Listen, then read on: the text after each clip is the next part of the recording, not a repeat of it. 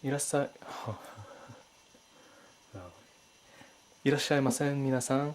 Welcome everyone to the review of the 1 to 100th Gundam Exia, no grade. So here it is, Gundam Exia, all finished up, and in its standard equipment with shield and the sword. So as you can see, it stands quite handsomely. It stands about 18 centimeters long,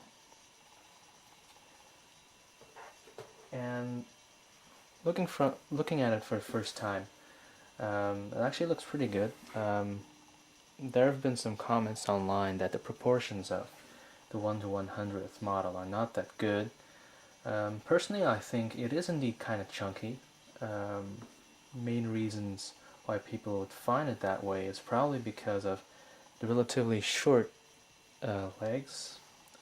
So as you can see, they are quite short, and also the rather broad shin guards, as you can see here. So this adds to the chunkiness of the lower limbs. Other than that, it looks pretty sharp. Actually, I don't mind the larger feet. It looks more genuine to the line art, although the anime does look quite a lot sharper. Other than that, the proportions of this Gundam are pretty good in my opinion. It resembles the anime in a lot of ways. There are clear parts here and here. All the colors are molded very well, although I did paint the entire kit.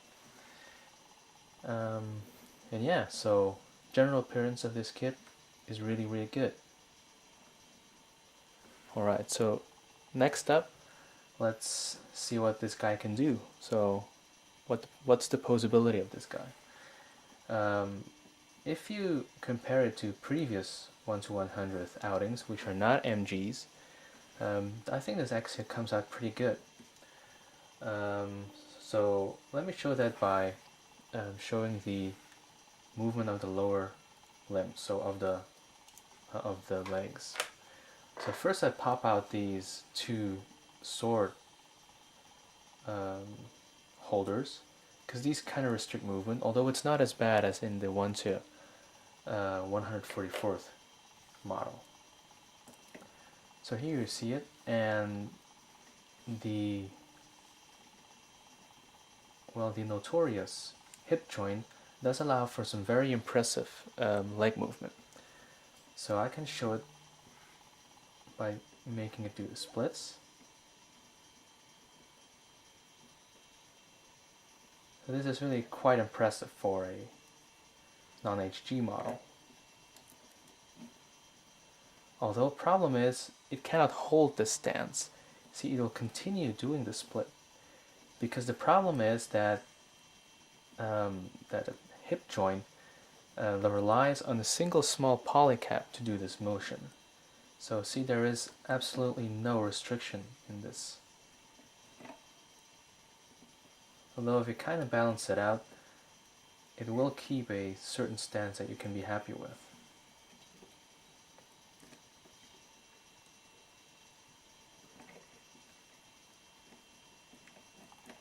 Although as you can see, it's quite hard. So there you go. Okay, the shoulders are pretty articulated as well. They can move forwards. Okay, so the shoulders are pretty articulated as well, so they can move around completely. Alright. And the elbows are double articulated as well, so they can rotate in two places. Although this may be a good time to tell you that because I varnished all parts, including the inner ABS workings, the entire movement of the kit is quite stiff. This may be an example, for instance, for the unstable hip joint, but this also complicates me showing the entire range of movement of the kit to you, because I really don't want to I don't want to tire the joints out, so to speak. So because the coat of varnish is it provides an added amount of stability to the joints. So I will show it. I'll show the movement in the way, in as much as a way as I can. So as you can see here, the elbows move quite nicely.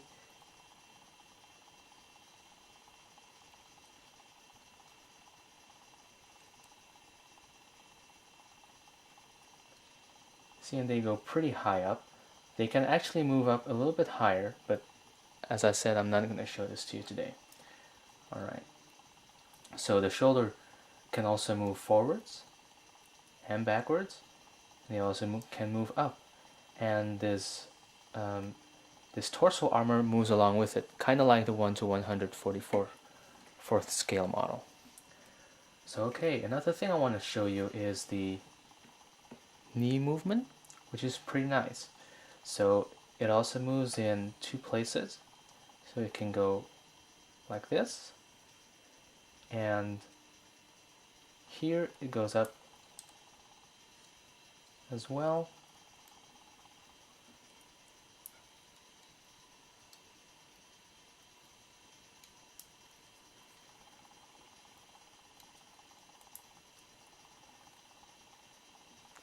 Just a second.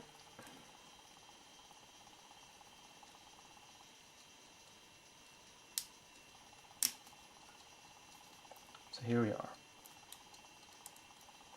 You can actually hear the creaks. That's actually the pain that's causing all the ear movements to be kind of sticky and stiff. So look at that. That's pretty damn amazing for a non-grade model. So if you move that skirt, can almost move into a crouching position, but as you can see, it's kind of restricted here. So this is actually a real part of restriction, which is quite unfortunate because the rest of the motion of the lower limbs is quite amazing.